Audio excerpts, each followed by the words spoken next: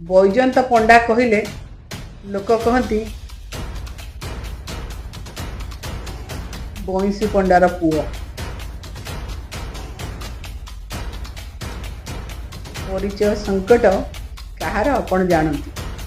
ଆଉ ମୁଁ ଏ କଥା ଆଉ ଥରେ କାହିଁ କହିଲି, ଆପଣ ଯେଉଁ ବଇଁଶୀ ପଣ୍ଡାଙ୍କର ପୁଅ ଆପଣଙ୍କ କଥା ନ କହିବା ଭଲ।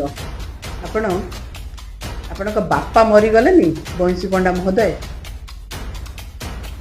ସେତେବେଳେ ବାରଙ୍ଗ ମଧୁପୁରରେ ଆପଣ ସୁଧି ହେବାକୁ ଯାଇଥିଲେ ପରା। ବିସ୍ଲେରୀ ବୋଟଲ ନୁହେଁ, ସେଇ ପାଣିରେ ଆପଣ ମୁଣ୍ଡ ଧୋଇଥିଲେ ବାପାଙ୍କ କାମରେ। ସେଇଠି ଟିକେ ପାଣି ପକେଇ ଦେଇଥିଲେ। ସେ ମଧୁପୁର ଗାଁ ଲୋକ ଅଛନ୍ତି ବା, ଯେଉଁମାନେ କହୁଥିଲେ